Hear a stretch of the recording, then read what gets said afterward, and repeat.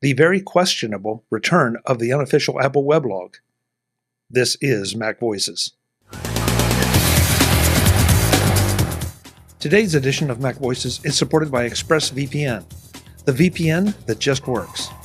Visit expressvpn.com/MacVoices, and you can get an extra 3 months free on a 1-year package. Welcome to MacVoices. This is the talk of the Apple community, and I'm Chuck Joyner. Folks, a couple notes on this particular episode of MacVoices Live. First, it's a little bit longer than what has become normal. I felt it was important to keep the entire discussion in one place in one episode because of the volatile nature of the topic. Second, this is being released out of order a little bit from some of the shows we already have recorded, simply because this is such a hot topic. It was very, very personal to some of our panelists, and it's probably very important for you to take a good hard look at this when it comes to evaluating AI, where we are and where we're going. With that, let's let the panel do the talking. Welcome to MacVoices. This is the talk of the Apple community, and I'm Chuck Joyner.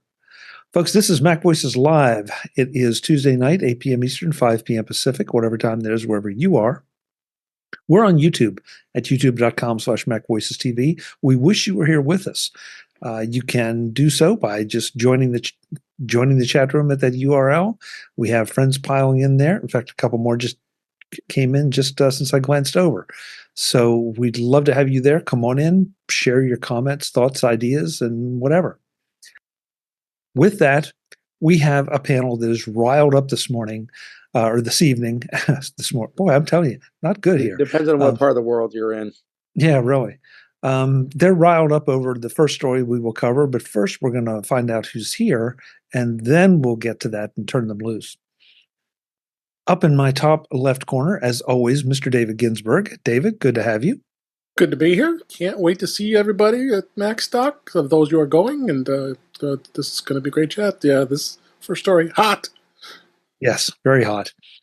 I'm going to cut across the row here. Brian Flanagan Arthurs is next. He is sporting a MacStock cap. I guess he's getting in the mood. Brian, good to have you. Thank you so much. Good to be here. And yeah, I can't wait for MacStock. It's going to be so much fun.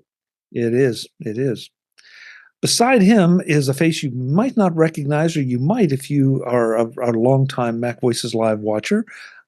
He is James. And James, I always blow it, so I'm going to try it again. Baraniak? Baraniak. Okay, I was close. Yeah. James is related to Brian, but more importantly, he came on originally to talk about some of the things from a less technical perspective, because we can sometimes dig into the technical parts. We've talked about how often we're just in the echo chamber. So we're trying to bring somebody in from outside the echo chamber to tell us what they really think about what we think. So, James, we'll get to that. Anytime you want to jump in, feel free. Thank you. Thank you so much for having me on again. Yeah, it's good to see you. See you too. Marty Gencius is here. Marty, you're getting ready to do a presentation at MacStock. I'm glad you were able to make time for us tonight. Yeah, I'm actually I'll be working on it pretty heavy tomorrow and maybe even some of the next day. But the joy in my life is I finished all my grading for the summer. I just finished it about an hour ago. So I can put that life behind and look forward to MacStock and meeting up with folks. Good deal. Well, it'll be good to see you. Jim Ray is here, but he unfortunately won't be joining us at MacStock, but that just means it's all the more special that he's here tonight. Jim, it's good to have you. Thank you. Jim is a man of few words. Also not joining us at MacStock, darn it, Mr. Mark Fuccio. Mark, I'm sorry you won't be there, but you are here to entertain us with yet another one of your trademark backgrounds. Oh, it's always fun to try to think about what should adorn the background for these shows, and sometimes it's easier than others. Well, what do you have tonight? Oh, well, yeah, Apple was up today. Microsoft was down, so Apple's pulled ahead. They're now the most valuable company in terms of market cap in the world, followed a close second by Microsoft. And NVIDIA is close, is third, but its rate of share appreciation this year, we'll have to see what could happen. It's either going to blow up or it's going to blast past these two, before year end. Yeah, I keep watching the stock and it just keeps hitting new high, new high, new highs. Ooh, this is fun. Let's see how long we can keep this going. Yes. Not to be outdone by Mr. Fuccio's background, Eric Bolden is here with yet another one of his really beautiful images. Eric, what do you have for us tonight? And I have absolutely no idea. Just a random plant. It was a volunteer in the garden. It was a volunteer from a couple of years ago. It's managed to come back a couple more times. But in honor of volunteers everywhere, I have my volunteer plant. I assume that means an uninvited volunteer? Yeah, some bird dropped it off. But it's really neat. It turns like blue in the fall. It's got nice colors. Some herb or something. It looks cool. Well, pick a seed off or two and chew them and see what happens. And you will be at MacStock as well. It'll be great to see you as well. So it'll be fun. Yeah. Working my way down here, Ben Rathig will not be able to join us, but he's able to join us tonight because there are no thunderstorms in his area. Ben, it's great to have you. I'm glad you're safe. Yep, it is great to be here and safe. It's nice that the weather's not trying to kill me today. That's well said. Speaking of not trying to kill, Jeff Gamet is here. And Chuck, we do find you a saint for not trying to kill him. Yeah, well, or Jeff may be ready to kill tonight based on the first story. I'm not quite sure. Jeff, it's great to have you. How are you feeling? Are you rested and ready for MacStock? No. Okay, good. Because Jeff is my co-presenter on one session, so I was really kind of hoping for a yes, and I didn't get it. Yes. Okay. I am so rested and so ready for everything at MacStock. I am, however, very excited about MacStock. I'm so looking forward to seeing everyone that's going to be there. And I've said it before. I'll say it again because it's still true. This is like going to a family reunion, but in a good way. Yeah, that's well said. The other thing, Dave Hamilton, I think, has described it as summer camp for nerds. So, that's an excellent description. Yeah, so cross we're those going two to summer up and, camp. Yeah, we're going to have a ball. My wife used those same words a couple of mornings ago. I was sitting talking to about MacStock and getting all excited. She goes, "You're going to summer camp for nerds." We got to get your wife on. That's all there is to it. Let's do it. Oh, Eric has identified his plan. Well, Eric, I can't begin to pronounce that. I'll let you do it. What is it? Orangium palmatum. Ooh, it's more tropical than I would have thought. I wonder how it manages to make it each year. Huh. Bird held it in as long as it could. Trust me, it's feeling awfully tropical right now. Yeah. True. It's pretty warm out there. And humid. Very good point. Yeah. Well, let's get get this show off with a bang, because this hit the feeds very, very recently as we record this, like as in a few hours ago. It appears that someone has purchased the unofficial Apple Weblog domain, or you may know it as TUAW, because we've talked about it here, because it had a long and rich history of quality Mac journalism and commentary. And it looks like it has been turned into an AI-generated spam farm of articles. What makes it even more interesting is that it is, originally, and things have changed in the last few hours, originally some of these articles, which were completely AI-generated, were being attributed to the former real human authors that had been employed by TUAW a number of years ago. Now, the last names are gone. The first names are still there, but there are completely AI generated headshots for those authors. I scanned them real quick, but one is a dedicated longtime author and appears to be completely fictitious. Ben, I'm going to let you jump on this first because you are formerly associated with TUAW, and so your blood pressure may be the highest in the organization here. Yes. I never officially wrote for TUAW, but I did. I was a longtime permanent guest on the TUAW Talkcast and TUAW TV Live. I'm gonna have to give a giant Eric facepalm here because I'm completely dumbfounded. I will say I am not a lawyer when I say this. But that using basically someone else's established name is at the very least extremely unethical. At the most, they might want to actually consult a lawyer. Mm-hmm. But I don't understand how whoever bought the site thought they could just go ahead and do this.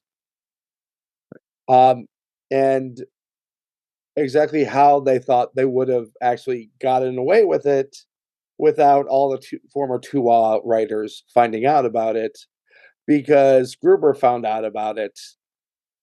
Then he told everybody. It's kind of the point of doing a journalism site is for people to find out about it. Yeah, no, but I mean, they found, yeah. It's. I mean, if you do it and nobody finds out, Yeah. Yeah. But I mean, presumably, maybe they're in China or somewhere where they're not worried about lawsuits. But I mean, end of the day, this is pretty scummy. Yeah. Marty? Yeah. Since this is new to me, I think as it's new to everyone else, and it seems like there's been some scrambling with AI with this. I started clicking on some of the links in the 404, and the one link that talks about how the person had gotten a new identity or a new picture, that link is now dead. And then I went to another link in it that said are listed on the website. And if you click on that, you get a list of pictures of the authors, or pseudo authors, whatever you want to call them. But Christine's name is now Mary Brown. So they're swapping around names. They're doing a lot of dicey stuff. Yeah. Which to me suggests they know what they're doing is wrong. So, well, Jeff, I want to get you in here, but let me ask this, and then you can take it and run with it. And I want to be clear here. I'm not endorsing anything. I'm not forgiving anything. Is it possible, though, that they just were super sloppy and started generating these AI articles, and there was a setting or I guess a cache of author names that were being automatically distributed? Yes, that would be terrible, but is it possible that this is just ineptness as opposed to nefarious? Can I interject on that? Oh, sure, Mark. Yeah, I think I would say no, because they have recent bylines. If on their site they say that they're trying to maintain and rewrite articles that they get from the Internet Archive and things.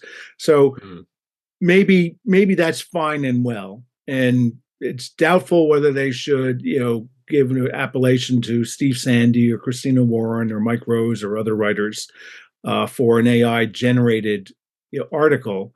But they have content as of July 5th and July 9th, that now has a Mike or Christina, last name obviously changed. I think, as Ben said, they're obviously scrambling around, to avoid some problems. So I don't think that they should be given forgiveness, for, it's just a mistake.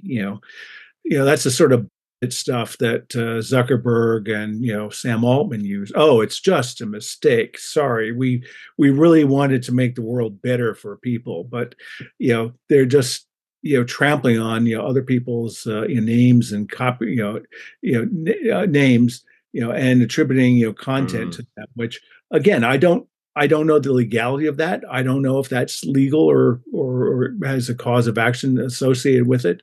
It's certainly morally wrong.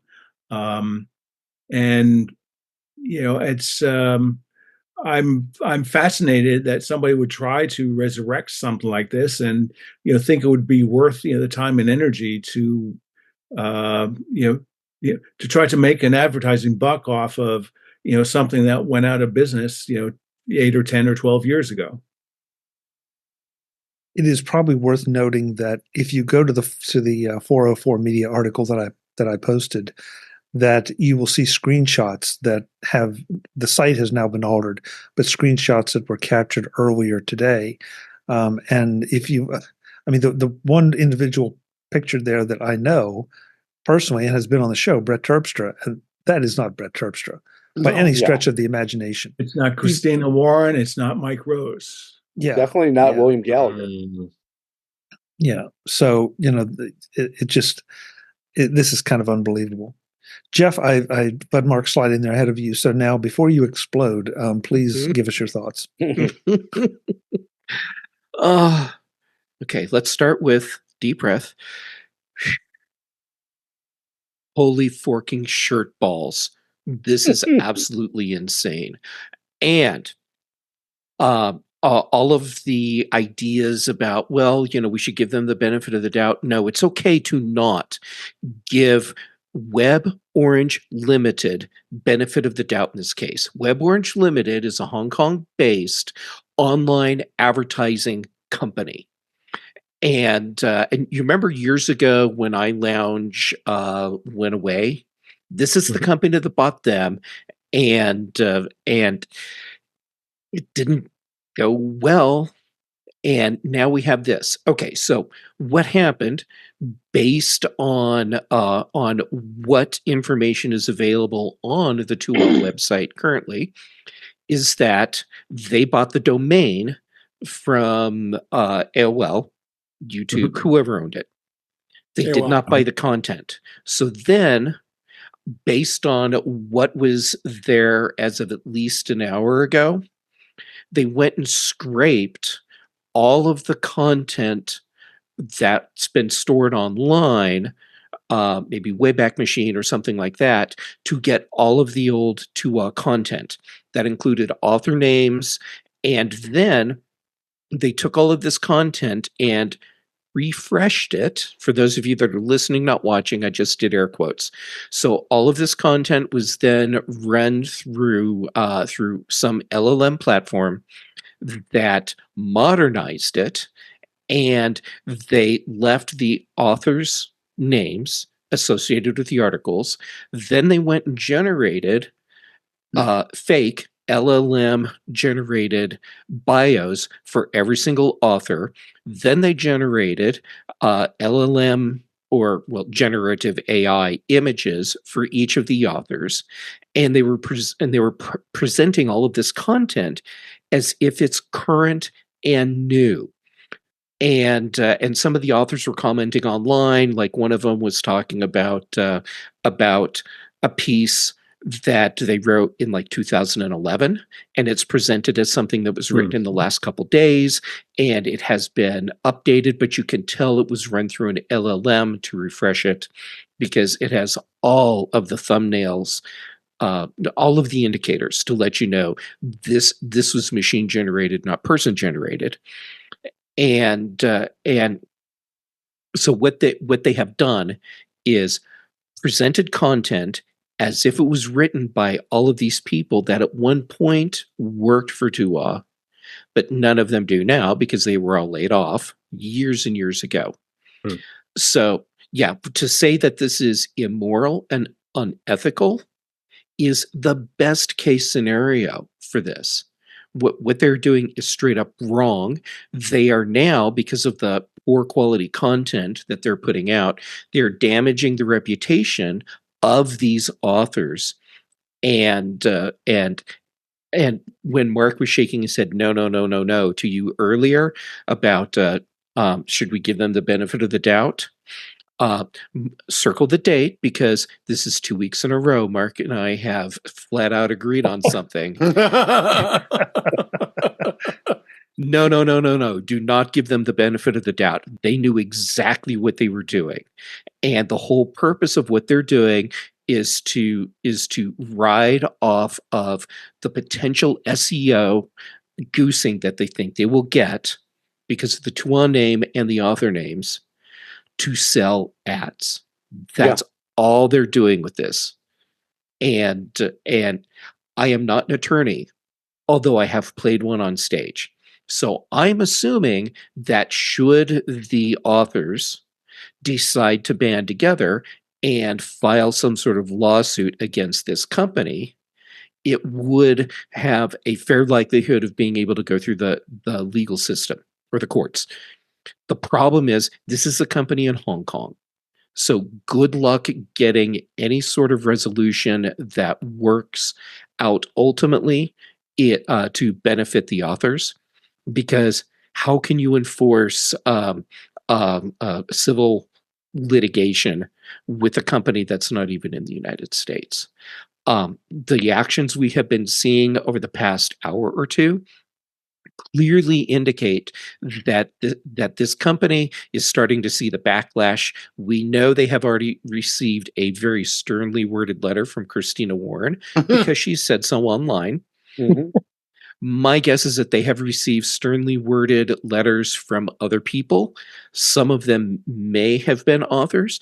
Others were probably fans of TUAW, and they are now doing damage control.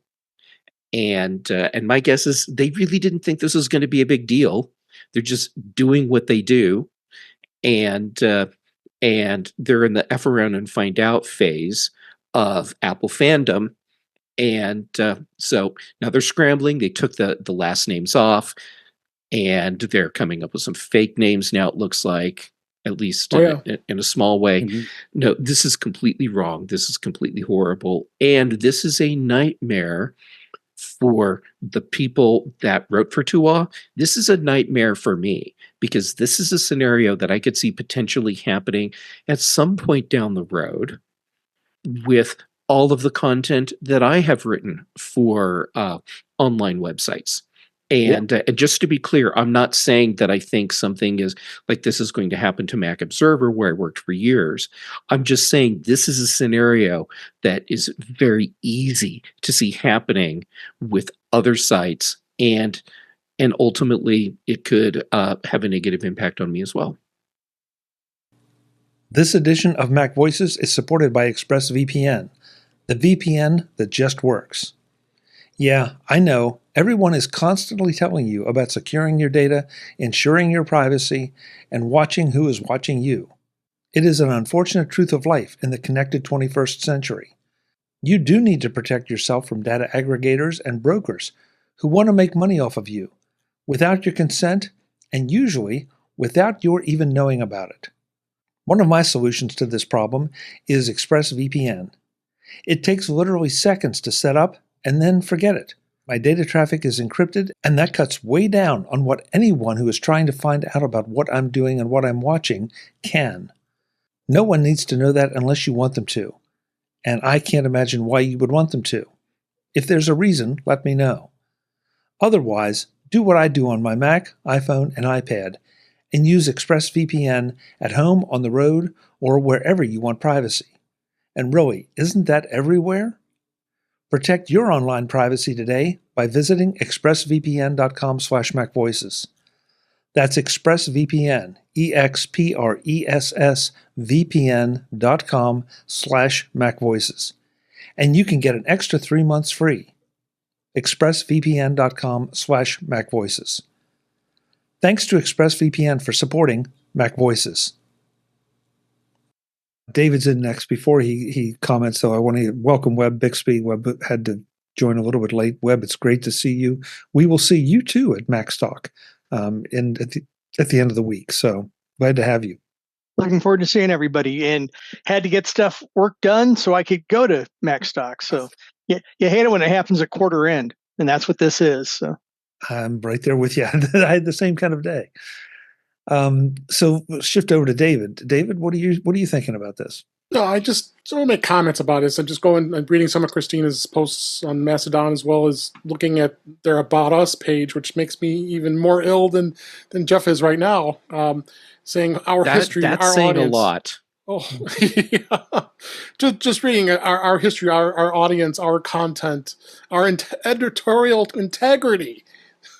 I mean, seriously here, a team of writers and editors trusted worldwide. I mean, why? How could this, like, blatant lies? Honestly, I look back and it says that this another site called the Hack Post was part of this same company, and then you mentioned iLounge too.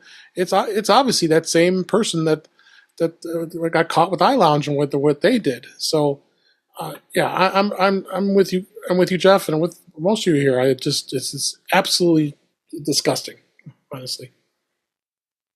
And I want to, not withdraw my earlier comments, because I think it's a fair question to ask. But when Jeff walked through the scenario, and he's had more time to look at this than I have, obviously, it does seem that everything is very calculated. And you're right. The only thing I hate is that by talking about it, are we playing into the traffic spike? And if we are, I hope it spikes very high and then drops right through the crashes. Yeah. I'm assuming that's what's going to happen. Yeah. Some DDoS. This is like when people drive past a bad car wreck on the highway. Everyone slows down to take a look, and as soon as they're past it, they start speeding again.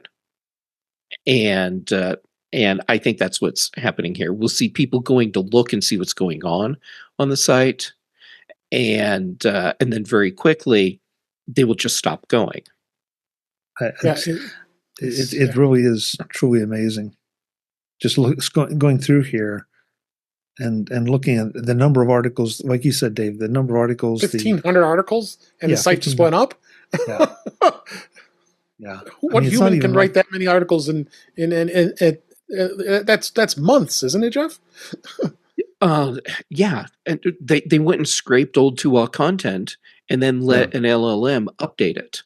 So yeah, you can have thousands and thousands of articles, right? That are showing up, and probably more as they continue to scrape additional content. Yeah, but then it's just appalling. They clearly state we bought the domain, not the content.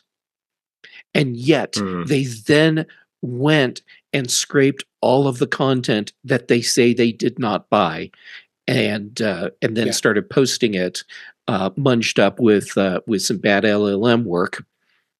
And it's just, Ben, let's start flipping tables. Seriously, I don't even work for TUAW, and I am furious. So, Jeff, help us out so we all understand. Where would they have, if the site was gone, where would they have scraped all the back content from? Easiest way would just be to go and scrape it from Wayback Machine. Oh, okay. Yeah, that sounds about right. Hadn't even thought of that. That's good. Or, well, not good, but that's logical. But I do have another question here. When TUAW was shut down, essentially the rights to the articles were sent over to Engadget, which means AOL should still technically own those articles. So they could possibly have their own case. And in the private chat here, I did put in a article on this from Engadget. Yeah, also interesting, Marty putting in the company website, and sure enough, like you said, Hong Kong, where it's based, and two of those sites were already mentioned, the Hack Post and iLounge. Mm-hmm. Their website, last time I looked, it had clients listed. Yeah, Adobe. Yeah, and I'm assuming that is not true. But to be clear, I have no evidence that we it's can't not true. prove it. Yep. But Jeff, would you be surprised if they're, by their their sleazy behavior, that why would you not think that that extends to claiming false sponsors? Because I'm sure Adobe's big enough that they'll get a takedown and a cease and desist order from them as well as the other. Yeah.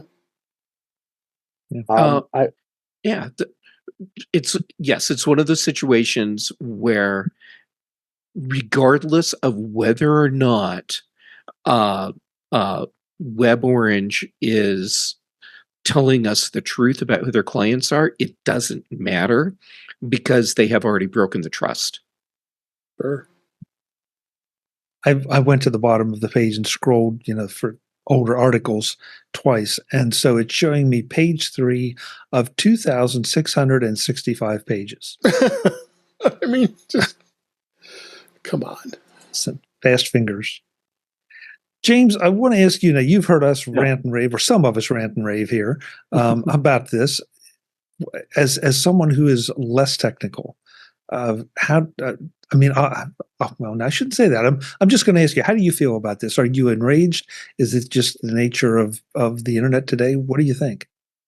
So, just to give a little background on myself, my background is science, but I do work in a law firm for patents for intellectual property. Now, I'm not capable to give legal advice on this case, but for me, it's very fascinating because to me, it just sounds like this is definitely this work, especially they did not change much at all. Seems to me appears to be a lot of infringement of copyright, and allegedly, I'll say allegedly under that. And the other thing that makes it fascinating is that AI itself, I believe, the federal even passed that it's not copyrightable if it's not created by humans.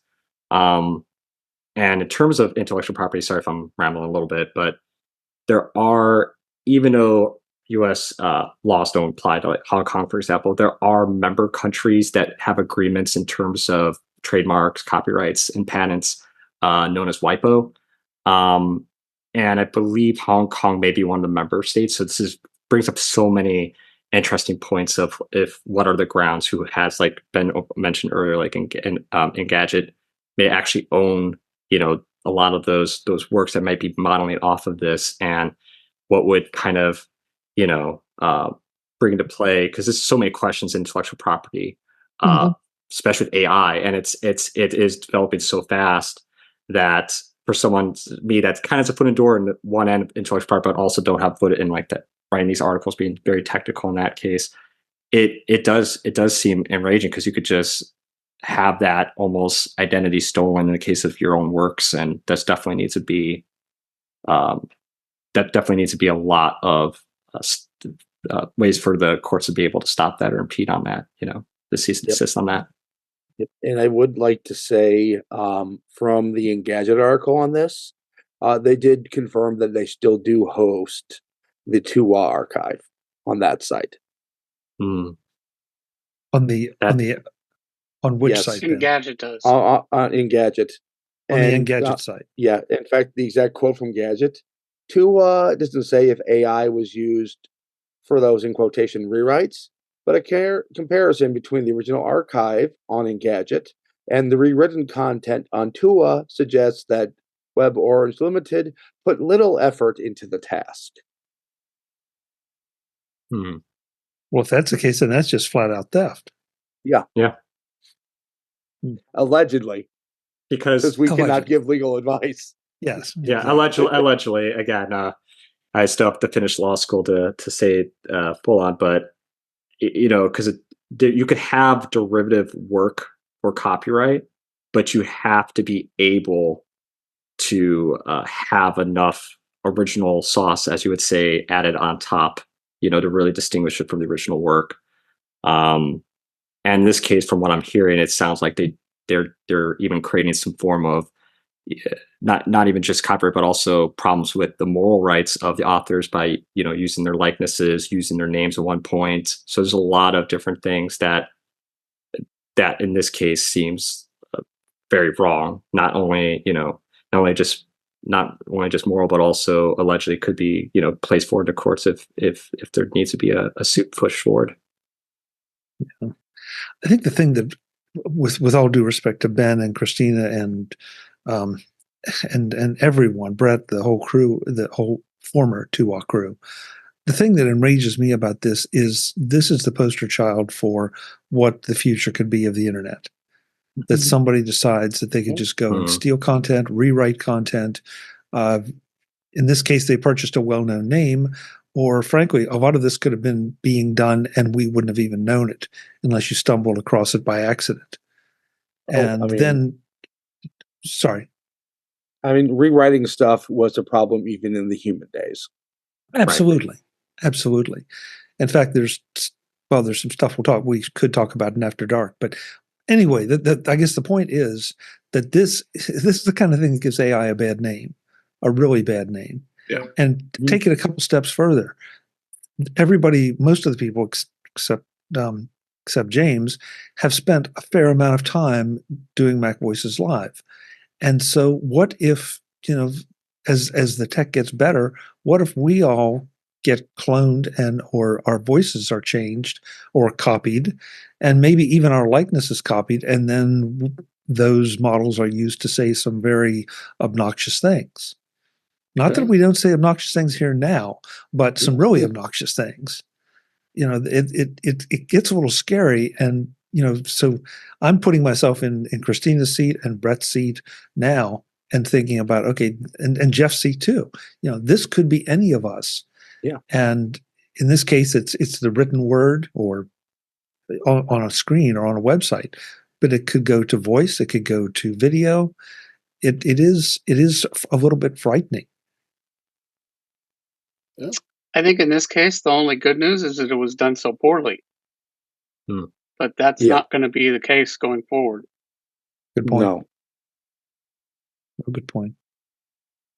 Webb, I know you came in late, so I want to make sure I give you a chance to comment. I don't have much to add. James, nice meeting you. It is just theft, and that's what bothers me a lot about this. I don't have a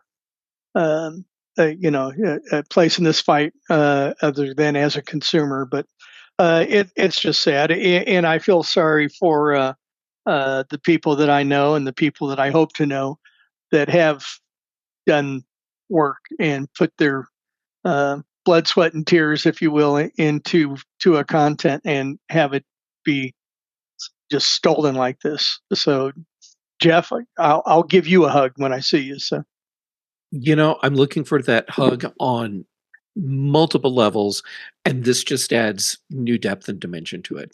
There's just one level that I'm offering you a hug on. That's it. So I will take it.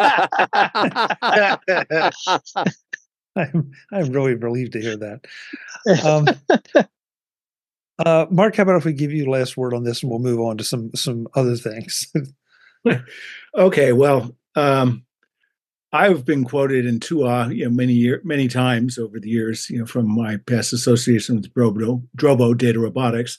So I did a quick search on my name there, and a whole bunch of articles come up. I just did it too. Looked at one or two of them, and the articles are just gibberish. I mean, it's a sort of drivel that LLMs produce. I don't even think they're using a really high quality LLM just because of how ridiculous the content is. But I think the danger others here have pointed out is web scraping tools are so effective and so powerful that you can slurp up a site very quickly, and the APIs to the LLMs they're very effective. So I think this is probably the first of many bad behaviors that we're going to see. Don't know how to deal with it, but it's a dangerous world and a ever sleazier world that we seem to be living in. Yeah, there's to your point, I did a search on your name, and I found an article from November 23rd, 2009, allegedly. Drobo expands lineup by Kelly, and if I click on Kelly's name, that is not Kelly in the photo. Yes, That's not even That's close what, it to also Kelly. says in the bio there, Jennifer. And the worst part is when you do Oh, the God. search results, it shows the actual date. Like in the case of Mark's, every single article was 2009, but then it was revised July 1st, 2024. That many years later of content that's like Mike said, gibberish. Yeah. Oh, it gets worse. I searched your name too, Jeff. It came up. I just searched my name, and there's a bunch of stuff that references me, but one of the bylines that shows up, Paul Terpstra. So I'm assuming, based on this one data point, that that part of what they're doing with some of this content is mixing up first and last names, like probably intentionally, for authors. Oh, this is sickening. Oh no, Yeah. this just turns my stomach. This whole thing. Also, apparently, I did guest on TUAW TV and the Talkcast quite a bit. Yes. Good times. Yeah, thankfully, somehow I'm not in this crap. So does changing the names around shield them anymore? I mean, if I'm Brett Terpstra, I can't sue them over Paul Terpstra. I don't know. My guess is that and keep in mind, I have played an attorney on stage. Mm-hmm. My guess is that it would not take too much effort to show that they're still inappropriately and without authorization using Brett's likeness. Yeah. Plus, people have the original screenshots. Mm-hmm.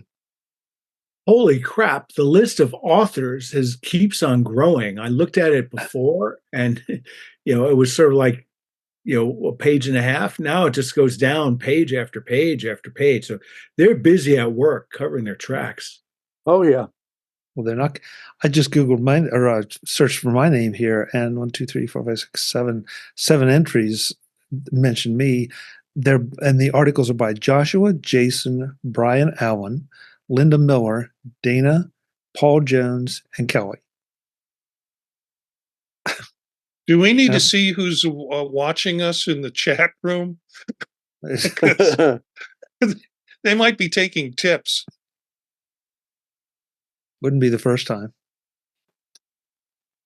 Well, anyway, I mean, if folks watch this, I have an idea we'll be talking about this in follow-up for at least a couple weeks, because this is kind of amazing.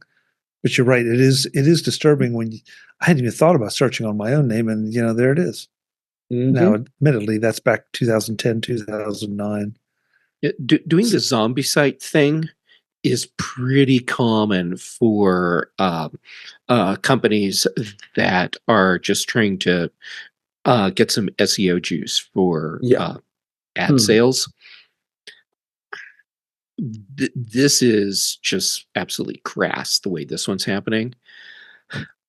Where I'm going with this is that we will talk about this again in the future, but it will be other sites as well. It won't just be TUAW that we're discussing. We will see this happen again, and it will be just as gross and ugly as this is today. Yeah. It's funny you say that, Jeff. I'd honestly forgotten until you said about the zombie site, and I remember a website I had done, part of a website I had done for our user group, my former user group, had been completely just flat out copied. I mean, they were even the spelling mistakes that I had made, and there were mistakes in the code that I had made that I was able to go in and look, and it's like this is just. And you send an email, and what are you going to do? You tell the people it's stolen and take it down, and they don't. So I don't know. It'll be interesting, but this is blatant. Visit MacVoices.com for show notes and to connect with Chuck on social media. Get involved in our Facebook group or like our Facebook page. And get more out of your Apple tech with MacVoices magazine, free on Flipboard and on the web. And if you find value in it all, consider supporting us through either our Patreon campaign at patreon.com/MacVoices or by making a one-time donation via the PayPal link on our front page and in the show notes of each episode. You will join these fine people who help bring you Mac Voices.